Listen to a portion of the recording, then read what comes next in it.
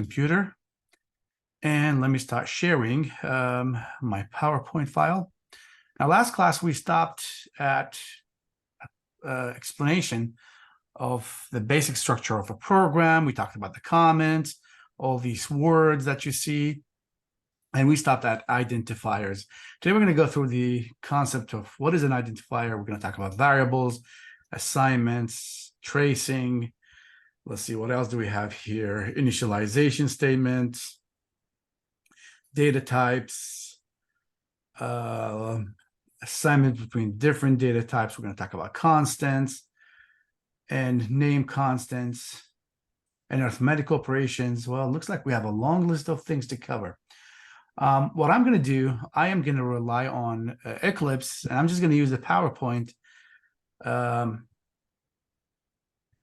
as a guide. So I'm going to open my laptop here so I can have both of them are opened. Let me go straight to my Eclipse. Okay, so first thing first, today, let me just log in here.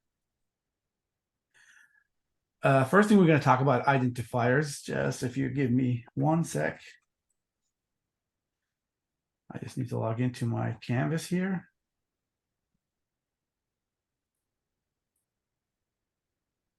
That will help me without the need to switch between the windows all the time. If I can just have access to the PowerPoint on a different machine, it'll be much helpful. Okay. So what is an identifier? Well, an identifier is in Java or any other programming languages, you're going to be creating classes, you're going to be creating methods, and you're going to be creating variables, and you're going to be creating constants. And every one of those items that I just described need to have a name. And the identifier is simply the name that will be used for any of these elements. Now, if you go to this program that I'm showing you here, for example, the class that I created here, it's called my class. Okay, so we have certain rules that you must follow when you create those identifiers, and it's extremely important that you don't make mistakes with those identifiers. Now, there are rules that you have to follow, and there are some like conventional, I think that's the term, or recommendation that if you don't follow them, it's not going to produce any errors, but it's just going to be producing a poor code. So let's start with the rules of identifiers. In general, in Java, identifiers should only contain, and I have a feeling that I said that before, but I'm just going to continue. Identifier should only contains character, numerical variables, and characters from any language, by the way, and then the underscore and the $sign. Those are the only 4 different types of characters you can use to generate an identifier, to create an identifier. Now, you are not allowed to start with numbers, so that's another rule that you have to understand. The length of the variable or identifier, I think, should not pass 255 or 256, excuse me, character. And and you're not allowed to use keywords. So those are the rules that you have to follow when you create any of those items that I described before. So those are the rules that apply to the identifiers. When I say you're not allowed to use a keyword, for example, public is a keyword, so you're not allowed to create a class called public. Static is a keyword. You're not allowed to create a class, for example, called static, because those keywords, they have a very special meaning for Java programming language, and whenever it's used, it simply represents something, and it has to be at the correct syntax to function. And if you don't follow that rules, you're simply going to be producing errors. Now, with that being said, those are the rules that you have to follow. But here's some recommendations that you have to do as well. Number 1, and this is the most important one, whenever you create an identifier, give it a name, represent the purpose why you're creating that identifier. In a lot of cases, the name, given a descriptive name, should help a lot understanding the purpose of the whole program. For example, when I create a class, I call it a student. Whoever's just going to read the title and the address and the head of the class would know that this class is all about student. So that's why we recommend to use a name that's descriptive. Another recommendation here is that when you use a name for an identifier that contains multiple words, you should always follow what we call a camel case in general. And a camel case simply means all the words are going to start with uppercase except the first word. And all the other words simply, as I said, all the words start with an uppercase except the first character, the first word in the first character in the first word. We have one exception here, which is the class itself. Whenever you create a class, all the words start with an uppercase. Now, you have the right to ask, why would we do that? This is, again, something that will help whoever's going to come after you to understand your code better. Because if somebody looked at your code in the middle, for example, you have a big project with multiple files, multiple lines. If somebody saw the word main class with uppercase M and uppercase C, that person would either need to go back and try to figure out what does main class represent. He would know it's a class because you started with uppercase M and what uppercase C. Otherwise, if it starts with a lowercase m and then uppercase C, that person will understand that this could be a variable, could be a function, and there's a way we can distinguish between those two. So that's, again, we are just trying to make reading your code a lot easier for whoever's coming after you. There used to be a style where we use the underline between the words, but that's not used that much in Java. I think they call it the cat case or something. So these are the rules of identifier. So here, this is my identifier that I'm using here for my class. And then when I'm going to talk about variables, of course, I'm going to give it a little bit more details. Okay, so let me just show you some examples of some identifiers, just to give you an idea. I'll put it in the form of command, num of students. That's a good identifier with a good name that I'm using for.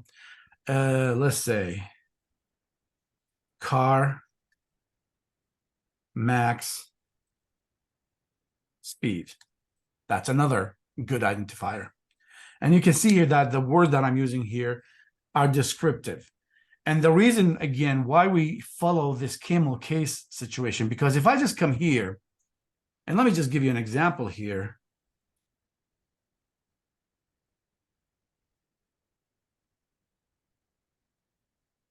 I'll have to write it really, really fast for you to be able to tell what is going on. Something like that. It's not that obvious, but if you go ahead and just replace those uppercases, it will be easier for you to know the words that you have here. So let me just take this out, and let's just keep those two examples. So this is what we mean by identifiers. Now, why is this important? Again, following the rules, simply, we will not have any mistakes, so you will not have any errors. But those recommendations are also as important as the rules, because it will make the job of whoever's coming after you to work on this code a lot more easier. So just imagine somebody is reading your code, and your project, for example, is, let's say, 5 files, and you have hundreds of thousands of lines of code. As I'm going through your code, of course, I'm not going through the whole project, I'm going through sections of it. And as I'm going through these sections, it will be very, very helpful if, as I'm reading your code, I can identify those terms that I'm reading and those elements of the program that I'm reading, without the need to go back all the way to the beginning of your project and look at, oh, there's a main class. What does the main class represent? Again, if I have no idea, how do I distinguish that this is a class, then I have to go back to the beginning of the class and look at the top, search and see what is main class, and then I will find, oh, it's a class. But again, in the middle of the project, if I see something that contains identifier that contains 2 or 3 words, and all the first characters of every single word is in uppercase, I'll recognize that this is a class. And if I see something like this, number of students, I will understand that this here is an identifier for a variable or for a method. And then, as I said, when we're going to get to those two concepts, we will know how do we distinguish between them, of course. Now, talking about variables, let's get to the variables and try to understand what are variables. Now, as I said before, if you want to simplify any program, it's simply data that's going to be processed to produce data. Now, what I'm going to do, I'm going to replace the data, or I'm going to keep the data, and I'm going to give it another name. It's inputs. Oops. And those inputs are going to be processed to produce outputs.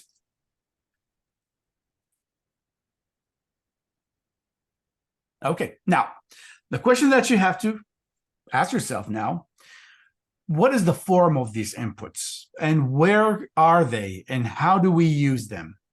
Well, this is where the variable will be introduced. Now, we have a lot of different ways to store data, but the simplest form and simplest method is by using variables. And if you have any background in programming, this should not be, wait a minute. Let me jump straight to the comments. If you're naming a class and start with the lowercase letter, do you get compiler error? No, you don't get a compiler error. As I said, those are not errors. They're like when I start with the lowercase, I can even start with lowercase, everything lowercase. This is not going to produce an error. But again, this is just to improve the readability of the code. That's the only reason. I'm reading, by the way, the comment and answering. So let's get back here. So what are we talking about? Variables. A simplest way to store your data in your program is simply by creating variables. Think about a variable as a box where you store your data in. And in general, variables are reserved space inside the memory. And every time you want to have access to that data, you use the variable to have access to it. So let's just go ahead and show you with an example. What do we mean by that? For example, let's just imagine the number of students is my identifier that I'm going to use for a variable. So I have to come here and put it here. Oops. This is the name identifier. Now, in Java and other programming languages, you need to tell me what is the data type that you are going to use for that variable. And by that, I simply means what kind of information you're going to try to store inside num of students. In this case, again, I'm counting number of students, so I'm going to go with something called integer. Now, let me just finish this line, and then I'm going to talk about data types. Once you created a variable, you have two options. You can immediately give it a value, for example, 0, or you can do that in a separated line. Like you put the declaration here, and then you go down here, and then you assign the value 10 for it, for example. Okay, so this is me creating a variable. This is me assigning a value to a variable. And by writing those two lines, I'm simply reserving a space inside the memory. I'm calling that space num of students, and I'm assigning the value 10 to that variable. It's recommended to do it this way. As you create the variable, immediately give it a value. Usually, we initialize any variable with a default value, and the default value for any numerical variable, it's usually 0. So now we need to go a little bit in details and talk about this statement here. This is what we call the declaration and initialization of a variable. I'm creating the variable, and then I'm assigning a value to it in the same line. And the most important part is that I am deciding what is the data type that's going to be assigned here. Now, unlike Python, and I believe most of you guys already took the class about Python, in Python, we don't have to put the data type. Like, we don't have to put, again, a data type. Python is smart enough to realize, based on what kind of value you're trying to assign to the variable, to know what is the data type. So that's here's a difference. In Java and C++ and C or other programming language, you have to tell me what is the data type. And the other thing in Python, and why am I mentioning Python a lot? Because most of you guys are coming from that background. In Python, you can change the data type for the same variable in your code. And the reason why I'm saying this, because a lot of you guys, as I said, come from a background of Python and may think that the rules that applied in Python will be applied here. And that's not the case. So in Python, you can have a variable and you can assign an integer to it. And then like after a few lines of code, you can assign a string to it or a character or a Boolean or a double to it, and it's still going to work. In Java, that's not the case. You are not allowed to change the data type of a variable in the middle of your program. Once it's created with a data type, then you're going to have to stick with that data type. Talking about data types, we have many different types of data types in Java. I'm going to name them all right now, and then I'm going to tell you what we're going to be using. We have bytes, we have shorts, we have integers, we have longs, we have doubles, we have floats, we have booleans, we have characters. So we got 8 of those data types. In this class, we are going to be using 4 of those data types. We're going to be using integer, double, Boolean, and characters. Those are the 4 we're going to use mostly. What does that mean? Basically, can we use the other ones? Yes, we can use the other ones. But the other ones, I'll be honest with you, like they're a little bit more complicated to use comparing to those 4 that I mentioned. And especially when it comes to using the data type in arithmetic operations, in input-output operations, you will, if you want to learn about them, you will notice that for you to be able to use the byte or the short or an integer or a double or a long, sorry, or a float, you always have to do some extra steps to be able to use them. For simplicity, and this is the most used data types, we use integers, we use doubles, we have characters, and we use Booleans. So let me just go ahead and show you an examples of those. Double, I will just call it distance, and I'll say, for example, 12.87. And I can come here and create a character. I will call it grade. And grade will have the value of A. And final Boolean, and I will call it answer. And I will assign the value true to it. Which, of course, could also have the value of false. So those are our main data types that we're going to use. And those data types, by the way, they have a term or a name. We call them primitive data types. And I want you to pay attention to the word primitive. Primitive simply means that those data types are part of the programming language itself. So whoever set and decided to create Java programming language, that person decided that those 4 data types are part of the programming language itself. You may ask me now, so are there any non-primitive data types? And I'll say, yes, there are non-primitive data types. And here's a very, very famous one.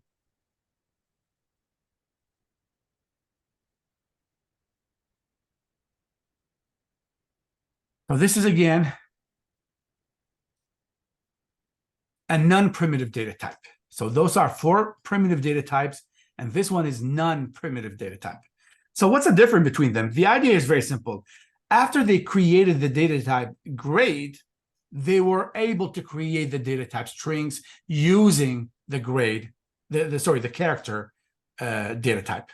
So non-primitive data types are simply created using primitive data types.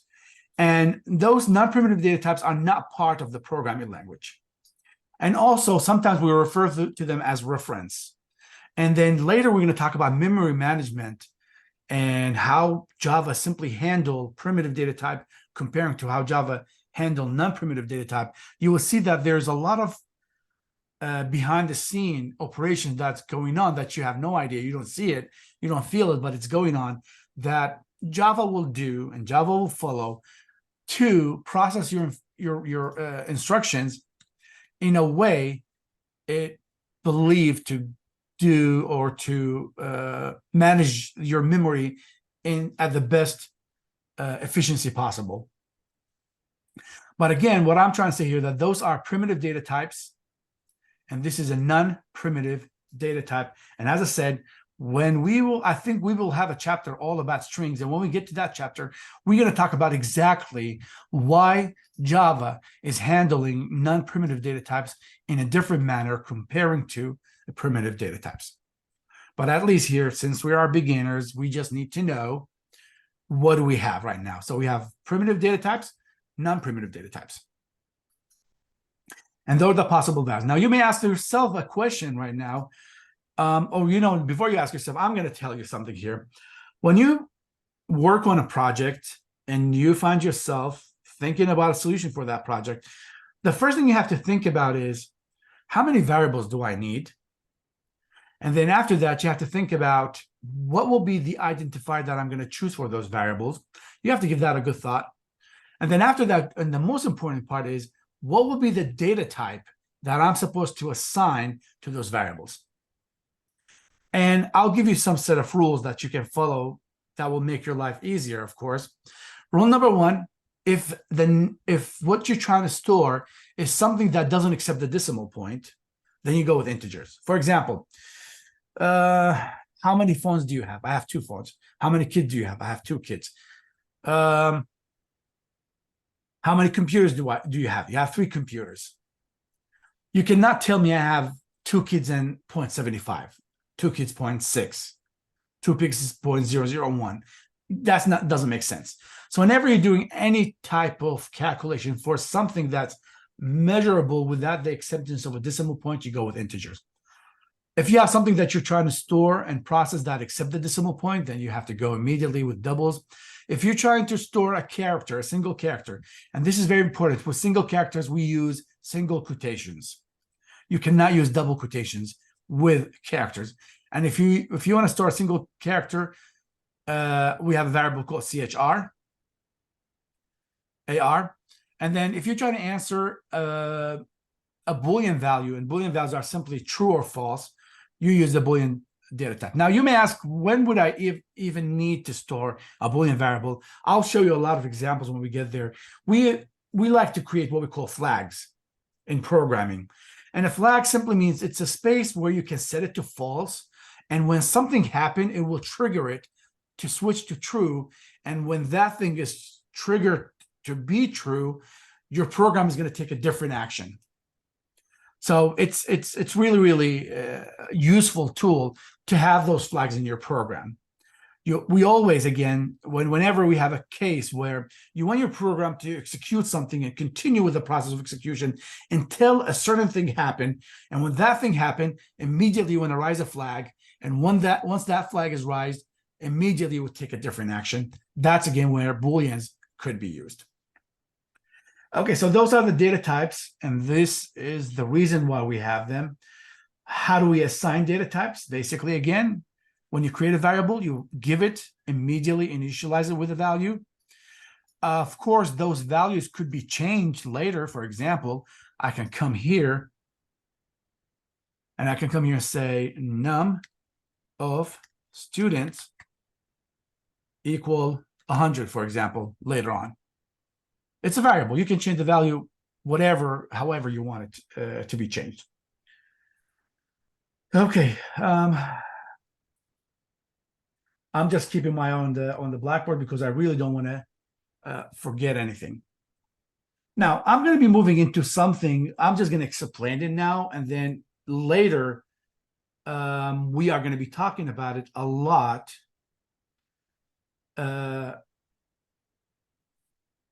During the semester. Tracing your code. What do we mean by tracing your code? And by the way, just to be clear here, before I do that part, let me just show you the other data types. We have byte, we have short, we have long, we have a float.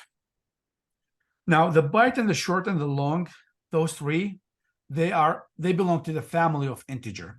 So you can only store values that doesn't accept the decimal point. The difference between them simply is the amount of space that's going to be reserved inside the memory for them.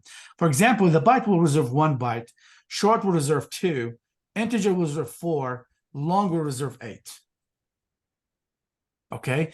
And the more space you have for a value, for a variable, the wider the range of different values you can put in. So for example, the byte by itself, you can store the value of negative 128, I believe, all the way to 127. And short, of course, is going to be wider, and just going to be much wider, and long is going to be way much wider. Float is, I believe, I think it's like maybe 8 memory locations or 4 memory locations. I think it's long and doubles are the same. So there are 8 different memory locations. Float is simply 4 memory locations. So the range of different values you can store in float is way less than less than doubles. And float is also a special data type. I'm going to show you what do I mean by that. If I come here, create a float, and I'm just going to give it an X for simplicity, look what I'm going to do. If I type something like this, it's going to give me an error. I don't know if you can see, there's those dot red lines here. The only way you can assign a value to X, which is a float, if you put the character F here, and that will be fixed. I know it's a little bit weird, but this is how floats simply work. So as I said, most of the time, we are going to be dealing with those 4. Now, as you work, if you find yourself at a position where the value of integer you're trying to store in an integer variable is not enough, like it's too big to be stored in an integer, that way you have an excuse to go and use the long. But if you don't have to, there's no need for you to use the long. Okay, now let's go back to the tracing. What do we mean by tracing? And let me go back to the PowerPoint for the tracing part, because we need to have a full program for me to demonstrate what is tracing, and we don't have that yet. So what is a tracing? I think I mentioned it, but if I didn't mention it, I'm just going to go and talk about it right now. We have 3 different types of errors. We have what we call a syntax error, and we have a runtime error, and we have logic errors. Syntax errors, simply when you don't follow the rules, errors will be produced. Syntax errors are the easiest errors to fix because the compiler that you're using, the IDE that you're using, is going to show you a report, and in that report is going to explain to you what you did wrong, and it's going to tell you where did you did that wrong thing, so you can go and fix it. Other programming language, actually, they suggest solutions as well. Now, that's syntax error. Runtime error, again, we use what we call exception handling to handle runtime errors. But in general, runtime error is a type of error that's going to be produced when the user makes some wrong choices, for example, or sometimes an event will happen that's not part of the program. It's something from the outside world that could lead for your program to crash. For example, if your program is trying to connect to a database, and in the middle of the process of connecting to that database, something wrong happened at the database, and that will be reflected on your program, and your program is going to crash because of that failure of the database. Now, we know your program has no issues. The failure, the crushing happened because the database, but that's considered a runtime error. And believe it or not, even though it's not your fault, but you're going to be responsible of it. We have a way to fix those runtime errors, and we're going to talk about them later when we have a chance, something called exception handling. The worst thing here is when you have a logic error. Logic error simply means no syntax errors. Your program is working, it's not crashing. Your program is not producing the right answer. Now, when your program is not producing the expected right answer, probably there are 2 reasons for that. Reason number 1, it might be that you made a mistake in the code that is not a syntax error. And that's the reason why you're having that error. And I'll tell you what do I mean by that. For example, instead of adding 2 numbers, you by mistake multiplied them. For the compiler, again, the compiler doesn't care if it's adding or subtraction. He's just going to do whatever you're asking him to do. So those type of errors, again, it's simply when you make a mistake, and that mistake is not a syntax error. It's simply, again, if you switch 2 variables, values, that's also a logic error that could happen. The worst logic error that could happen when your whole idea is incorrect. And that is the one that you don't really want to deal with. And whenever that type of error happens, usually, again, you will have to, this is how it works usually. Whenever you have an idea, you want to put that idea in a program, you need to go through a process of studying the idea, discussing the idea with your colleagues, having meetings about that idea. And when you get that idea to be bulletproof, after that, you can go and convert it into a program. But until that happened, you simply going to keep going and going and going, working on it until you get to that point. Anyway, so let's go back to the logic error. How do I figure out where is the error in my program? Well, we have a method called tracing. Tracing simply means is to have a table, okay? And in this table, you put the lines of code that you have. For example, here, 1, 2, 3, 4, 5, 6. You put them here. You put the variables that you have. How many variables do you have? 1, 2, 3. You put them in the table in columns. And then you measure, what do you do simply for all these variables that you go through? You study the effect of every single line on that variable. So for example, line number 1, integer salary. Well, there's no value here, so you can leave this empty. How about bonus message? There's nothing in the bonus message. So nothing happening here. You go to line number 2, creating a string for the bonus messages. So again, no change happened to those values because they're not initialized. So nothing's going to happen here. And then in line number 4, you will notice that salary has been assigned to the value 50,000. So you come here and change the value 50,000.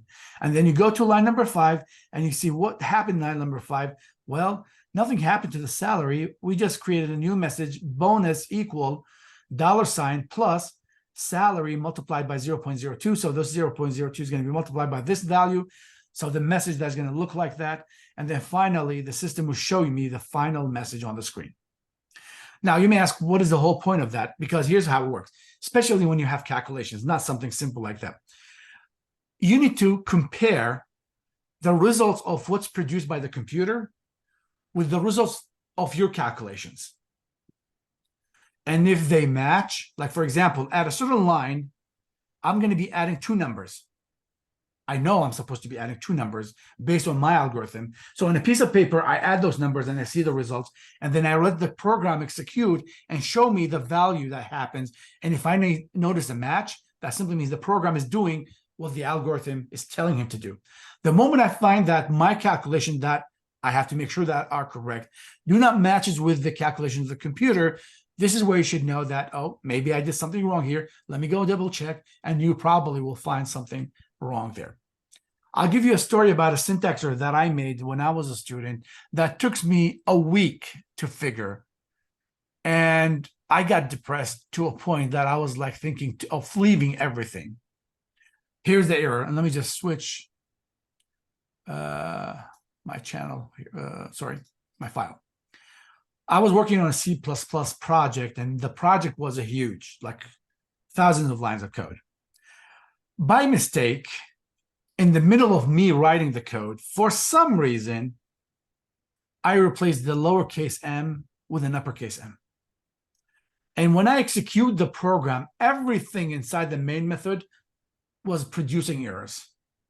And I spent weeks just looking at these lines, trying to figure out what's wrong with them. And I couldn't find anything wrong with them. And that was like driving me crazy, because for a week, I'm just looking at these lines, trying to fix them, doing a research, and I couldn't. I remember I had a friend, he's from Germany. He told me, you need to leave your computer for a few days and take a break. And we did. Back at that time, it was Malaysia. It's a tropical island country. So we went to one of those beaches. We spent 2 days there. A lot of fun. We went back. And the moment I went back, I opened my computer and I was immediately able to figure that out. So this is, again, a piece of advice. If you're working on a project and this project is giving you a hard time, give it a break, go, refresh your mind, come back to it. You'll be able to figure out what's wrong with it. Anyway, so tracing simply means, let's go back to the tracing, is whenever you have a logic error and you're trying to figure out what is that logic error, the idea here is very simple. Have a table with all the variables, with all the lines of code, and study the effect of each line on the variables. And as you go from one line to the other, compare the result that's produced by the program with the actual calculation that's supposed to be produced. If you find a matching, then you're good to go. No matching, you know where to find the mistake and how to fix it. Okay, let's keep going. This is the initialization. We talked about that. Okay, this is integers, this is longs. We talked about that. Floats and doubles, I mentioned those.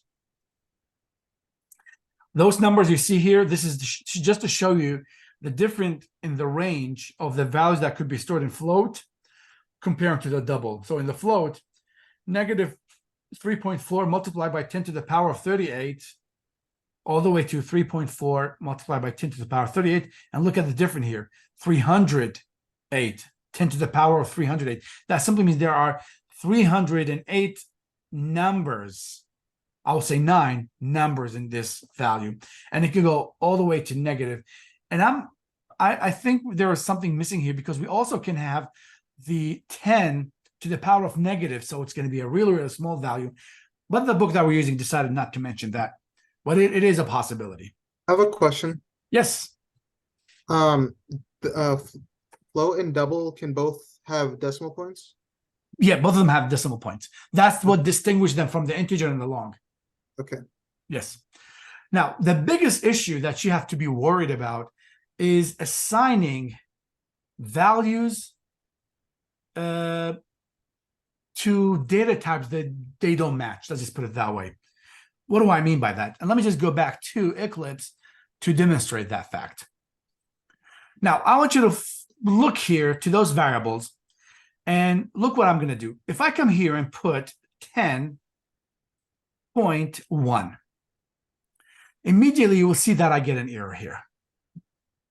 I am not allowed to store 10.1 inside an integer. And the reason for that, because this is an integer, the integer doesn't accept the decimal point. That's an easy explanation for it. But in reality, that's not the reason why you're not allowed to do that. The reason here's what's going on. In the compiler, when the compiler sees something with a decimal point, the compiler will immediately think that this is a double. So 10.01 is a double. Now, what's going to happen with a double? Inside the memory, there will be 8 memory locations reserved for that double. And what am I trying to do? I'm trying to put that value, that reserved 8 different spaces, inside a new variable that has 4 spaces. So it's more like you have a gallon of milk and you try to pour it in a cup of milk. That would not work, because the cup of milk cannot handle the size of the gallon. And that's why we're having an issue here. You're trying to assign a value that is a double inside a value that is an integer. That's not acceptable, of course. Now, let me show you another example. If I take this one away, the program is not going to show me any errors. So what's going on here? 12 by itself, it's going to be treated as an integer, and you can assign an integer to a double with no problems. Why? Let's go back to the same question. If you have a gallon of milk that's empty and you have a cup of milk that is full, you can easily take the milk from the cup and pour it inside the gallon, because there is a space for it. The integer has 4 memory locations and the double has 8, so you can do that with no problems. But you cannot do the opposite. So you have to pay attention when you get to that point. I'm just going to show you an example, so it will give you an idea here. Oh, you know what? I'm just going to keep it for now. When we get to the arithmetic side, we'll talk about this example. So again, this is very, very important to pay attention. Like when you assign a value to a variable, pay attention to what you are trying to assign to that variable. You don't want to make those syntax silly mistakes. Float doubles, we just keep going here, assigning different data types. I explained that, and now we can move on and talk about constants. Now, before I continue, is there any questions? Are there any questions? Can you use division on an integer? Can I use what? Can you use division? Oh, here? I'm gonna get to that point when we get to the arithmetic operations that we can Okay. use in Java. Okay. We can. Let me just show you. If I come here and put 10 divided by 3, it's acceptable. Now you may ask the question, well, 10 divided by 3 is actually 3.333333. But this is what we call an integer division. So when we get to the arithmetic operations, we will talk about how is this acceptable. Okay. Constants. What are constants? Well, we have name constants and we have literal constants. So let's talk about those literal constants before, and then I'm going to jump to the name constants. This here, for example, hello world is considered a literal constant. Let me just show you another example. System.out.print line. And if I come here and just type 5 multiplied by 10, 5 is a literal constant and 10 is a literal constant as well. Okay? What is that supposed to mean? It simply means, for example, for the first line, he's just going to print whatever there is between those double quotations. It's what we call a string constant. And in this case, he's going to take 5 multiplied by 10 and produce 50 and print it on the screen. Now, here's something you need to understand about those constants that I just mentioned here, especially the numerical ones.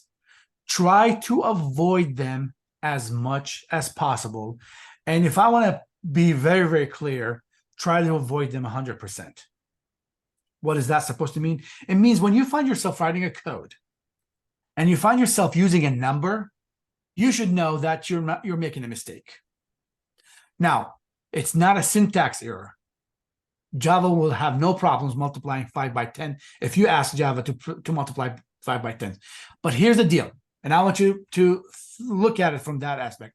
Imagine you gave this piece of code to someone and tell that someone, I want you to look at this code and try to complete my work.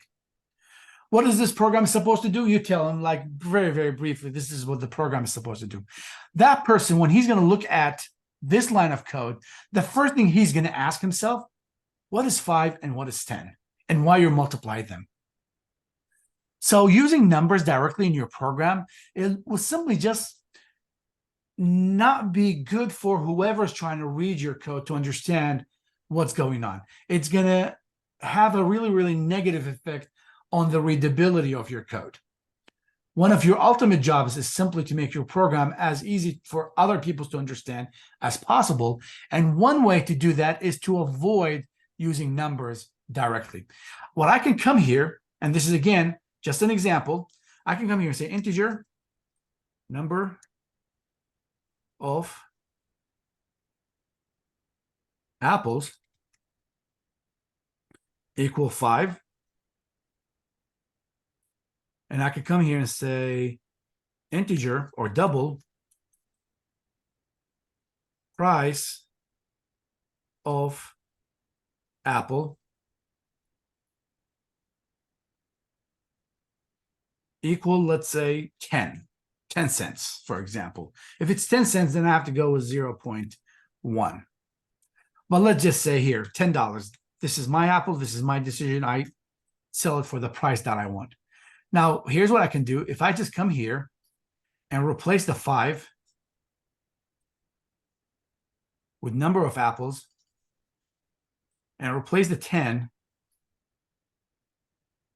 with price of apple, now that person will be able to understand the purpose of this line. You're trying to figure out the total cost of buying some apples.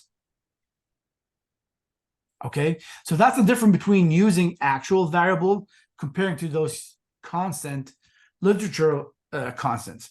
Now, does that mean using constants in general is not good? No. You can use what we call name constants. And name constants are simply variable that once it has a value, you cannot change it after that. And let me give you an example of a name constant. I can come here and by the way, this is how we create a name constant. Type final. Let's call it double. Data type double. Pi equal 3.147 for example. So you can see here, yes, pi, for example, is known to be a value that never changes. And if you try to change it, for example, here to anything, you get an error. And if you put the mouse here, he says he's going to tell you the final local variable pi cannot be assigned. You're not allowed to change it. So this is what we mean by name constants. Now you may ask, okay, so this is an example. I can come here and create another final double state, or let's just put it tax. Okay, and the tax, for example, 0.9. That's a good idea for a constant, name constant, because usually the state tax doesn't change, or the tax in general rate doesn't change. It may be different from one state to the other, but in that state, it will not change. It's an arguable concept, but we can assume that taxes will not change. Now, I want to say something here, which is very important. That's very, very special to constants. Have you noticed that I used upper cases for constants in those two? I didn't go with lower cases. And of course, let me just say that if I go and put lower cases, I'm not making any mistakes, syntax mistakes. It's acceptable to have a constant with all lower cases. But as a programmers, we have to put all our constant, name constants in upper cases. And you may ask, why would I have to do that? Because imagine this tax variable constant that I have here. I'm using it somewhere else in my program, in another file. And someone who's having access to that file, look, and he found tax with lower cases. That person will automatically assume this is a variable, I can change it. And then when he change it, he will start getting errors. So how do we bring the attention of other people who are going to be looking at our code to a variable so they will not change it? This is a constant. We're giving them a warning. Never try to change it by actually using upper cases. This is how we distinguish, again, regular variables from constant. Constants usually, not usually, always upper cases. Now remember here, if you don't do that, you will not get syntax errors, but you will get people angry at you if you do that. Now, what if I have two words? Okay, for example, state, tax. In a case like that, now we said before, if you have a class, we just go with the first characters of each word and put them in upper cases. And if it's an identifier for a variable, we leave the first word, and then other words we start with upper cases. But what if my whole identifier is upper cases? This is the only place where you can actually use the underscore.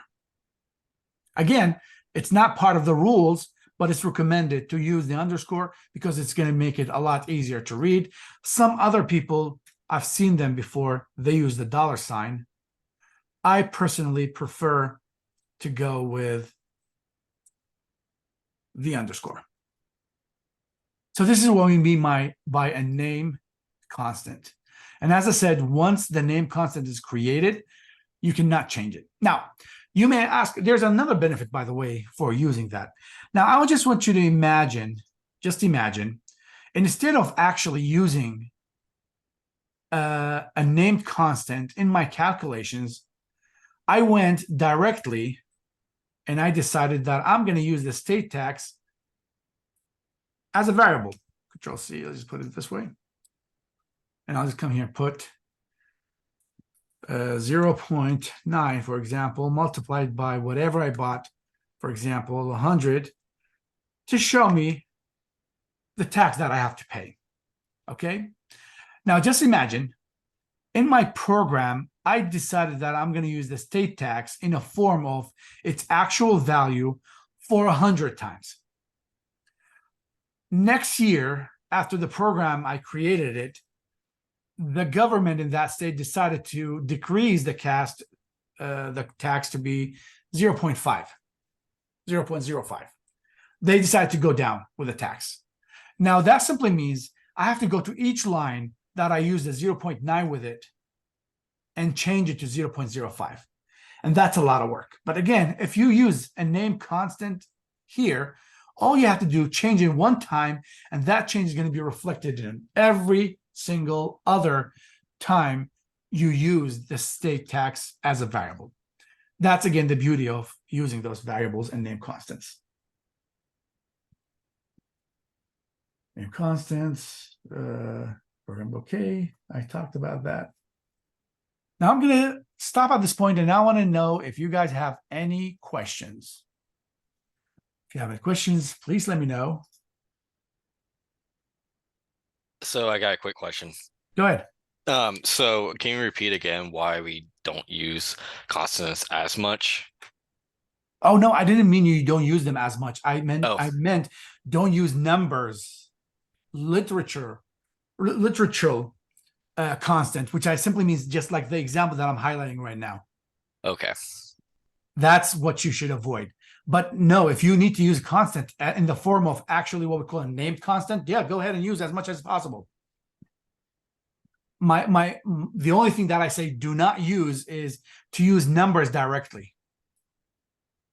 For the reason that I mentioned. Number one, whoever's going to read your code will not be able to tell what's the reason for using those numbers specifically. But if you put them in a variable, a constant variable, the name will give an explanation. And number two, if you're using that number multiple times in your project, and then for some reason that value needs to be changed, then you have to go manually for each one of those lines and change it. But if you have a name constant here, all you have to do, change it one time, and you're good to go. Is that clear? Yes, it is. Thank you very much. No problem. I have a question. Go ahead. Should we always label our numbers, or is it always better to just, or is it like sometimes better just like, oh, put the divide 2 or something? Never do that. Okay.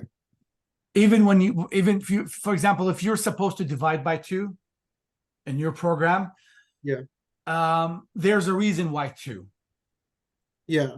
And you have So to like- create a variable that will present that reason and assign it to 2 and use it. So if I'm making a program that like finds the area of a triangle and it in the process you divide by 2, should I like you label that number then? Okay, I see what you're talking about here in this example. What I would do in a case like the one you said here, add a comment to show the equation. So when that person will look at your calculation, will know why you're dividing by 2. Okay. Or you're multiplying it by 2. Is that clear? Yeah. Okay. Okay, so let me just move on. And I'm going to talk about arithmetic operations at this point. And let's say integer division, abbreviation operator. Okay. I believe we are doing good. Let me break this line, this project here.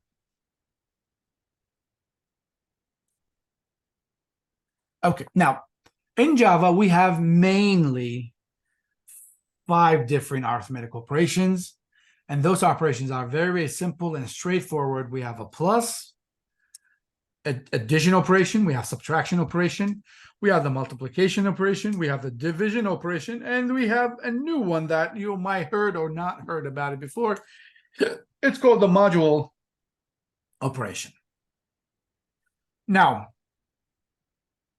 the addition operation will simply add 2 numbers.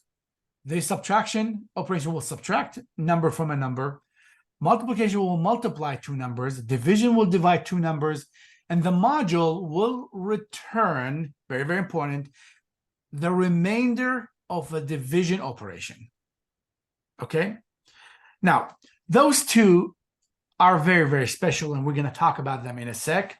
And we need to understand how do they work. But before we get into that point, there's one important, very, very important point that I want to talk about before I jump into how do we use them. One fact you should know about Java, and that fact is when you use 2 variables with any of these operations that I just typed, the final result is going to be the same data type of those 2 variables if they are from the same type. What is that supposed to mean? If you're adding 2 integers, you get 2 integers. If you subtract 2 integers, you get an integer. You multiply 2 integers, you get an integer. You divide integers, you get an integer. You module integers, you get an integer. Same thing is applied for doubles. Two doubles will produce a double. That's a simple fact that you should know. The issue that you have to pay attention to when you mix and match between them. If you have an integer with a double, what will be the final result? And in Java, the final result is going to be a double, a number with a decimal point. Okay? The reason why is that because you are using a big number with a small number, so the results probably will be a big number, so you will need to have a space for that big number. So this is a fact that you should know before we move on with anything. And this is something you have to pay attention when you write a code. When you do any arithmetic operations, always put that in your mind. What are the data types of those values that I'm applying one of those arithmetic operations to? Now, why did I say division is a very, very special case? Because, and I'm going to show you here with an example, if I come here and put 1 divided by 2, now we know 1 divided by 2 is half, so I'm supposed to get 0.5 printed on the screen. If I do that, I will get 0. The reason why I'm getting 0, because 1 is an integer and 2 is an integer. So when you divide an integer by an integer, you will get an integer. But since the result includes a decimal point, Java will ignore anything after the decimal point, and you will stick with whatever the real value is. And in this case, the real value is 0, and that's why we're getting 0. I forgot to bring my water.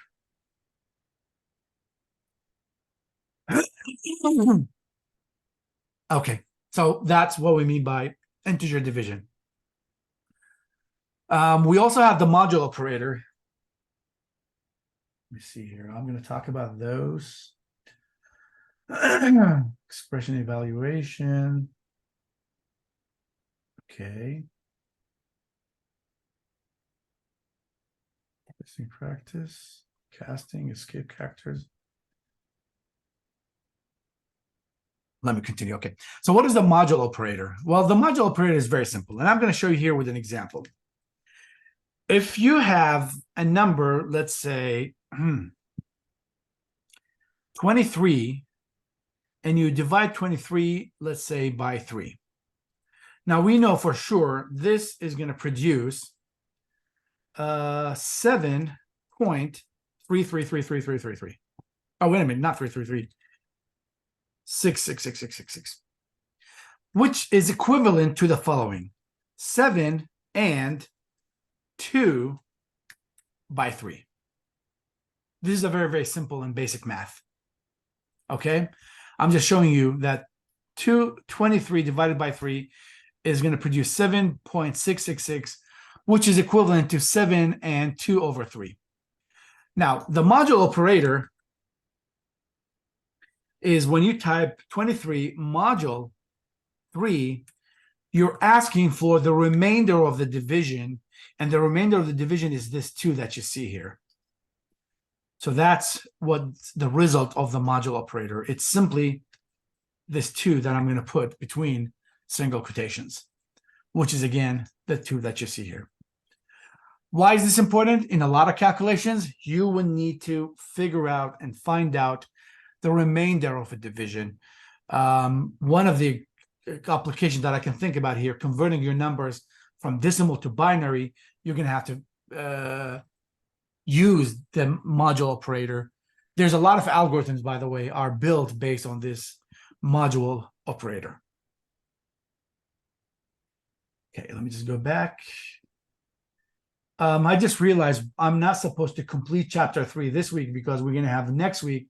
Part of chapter 3 is also going to be included there. So I really don't have to push this really fast. So we're doing good so far. What else? Integer division, I explained that.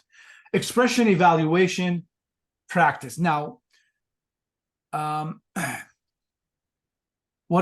do we evaluate expressions? Let's just put it that way before. And I think that will be the last part of the class of today. Sometimes expressions will come with special arithmetic expression will come with a combination of these operations. So let me just copy this part and bring it here.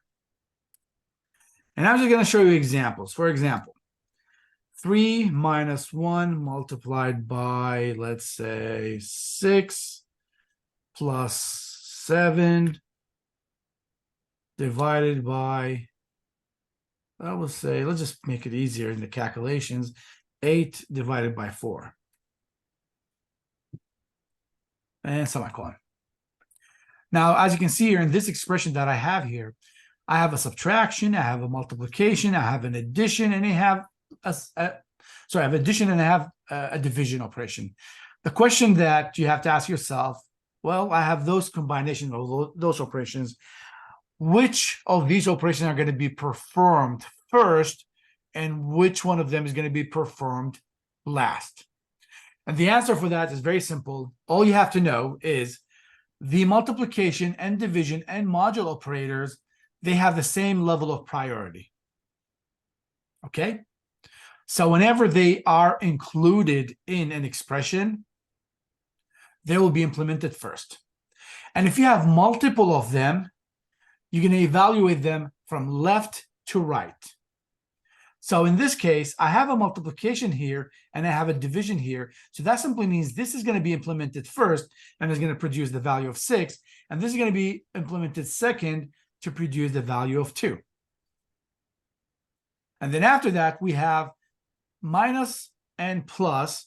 And again, the subtraction and addition operations, they both have the same level of priority. So it simply means you're going to be going from left to right. So you're going to subtract 6 from 3, which is going to give you -3. And then you're going to add 2 to it. So you're going to get -1. Let me just undo. And let's just run it. Save it. And here we go. -1.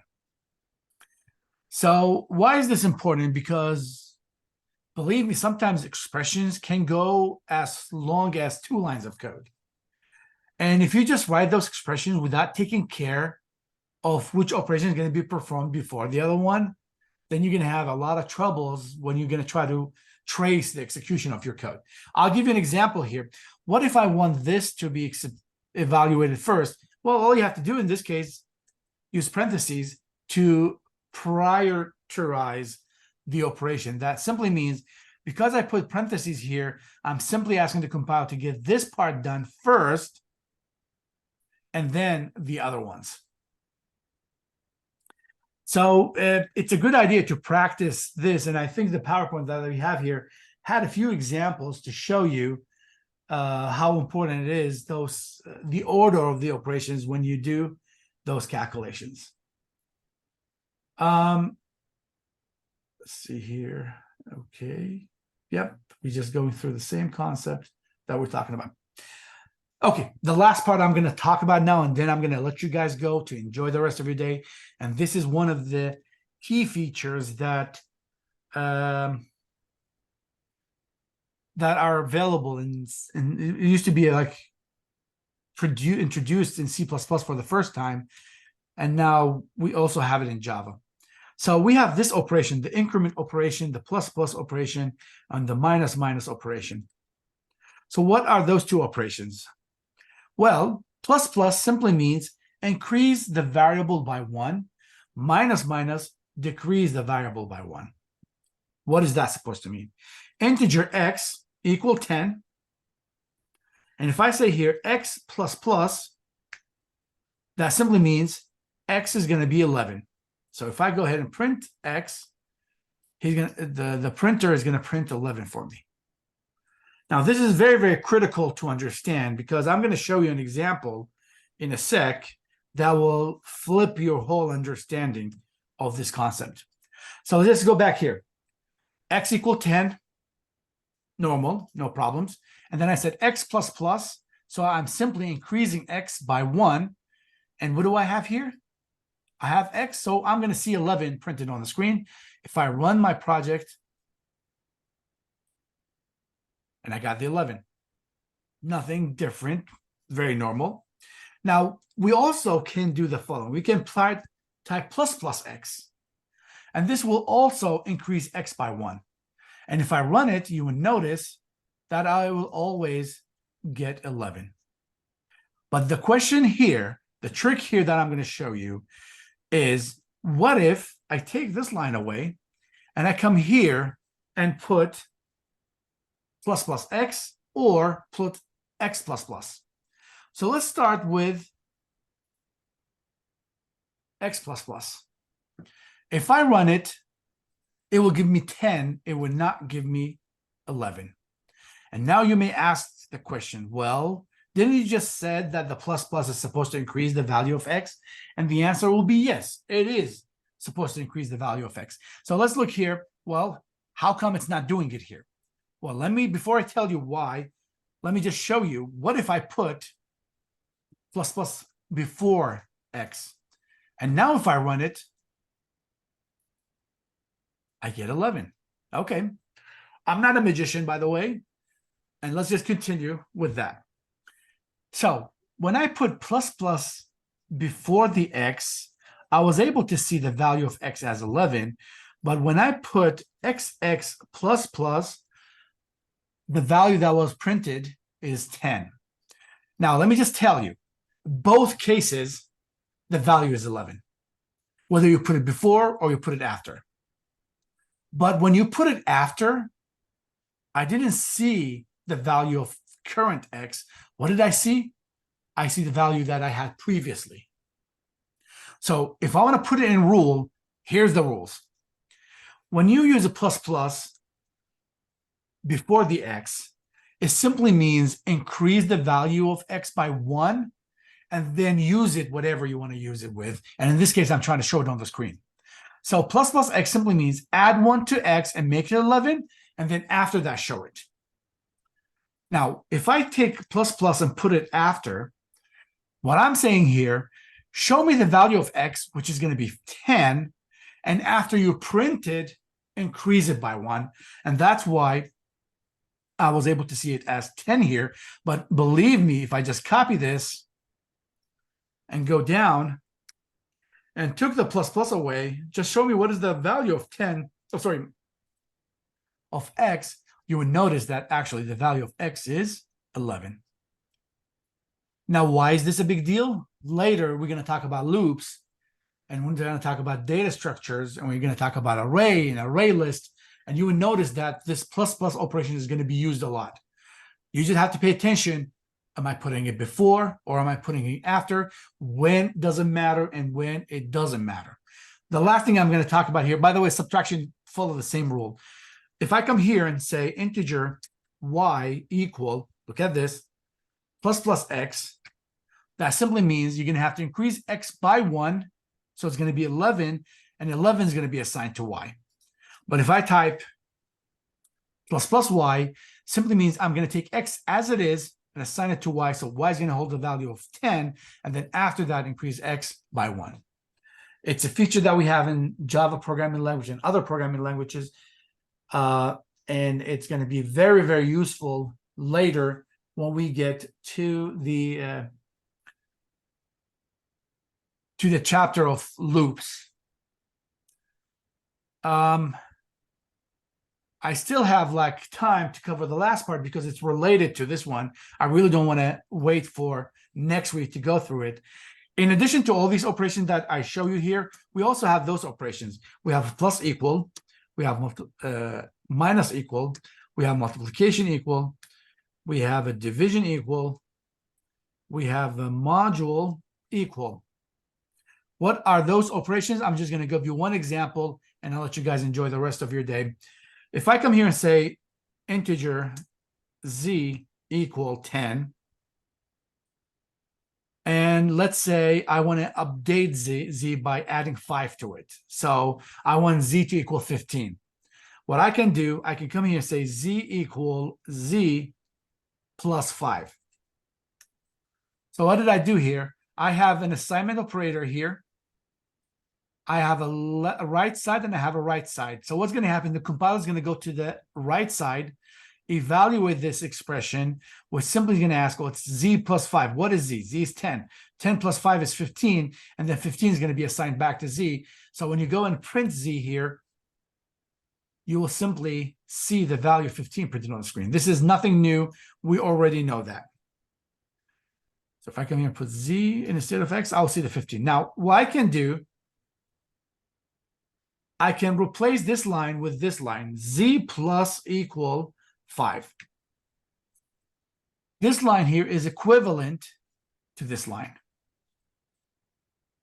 And both of them will give me the same results. And when it comes to the performance, I didn't measure it myself, but I did a research about it. And I was like, okay, I have 2 ways to get one job done. Which one of them I should choose? And the answer was this one, because this one is designed to get the job done faster than this one.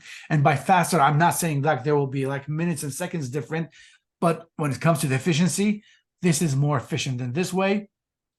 So whenever you find yourself in a position where you have to update a value, go ahead and use those component assignment operators. And as I said, just like how I can add 5, I can multiply by 5, I can subtract by 5, I can divide by 5, and I can module by 5 as well.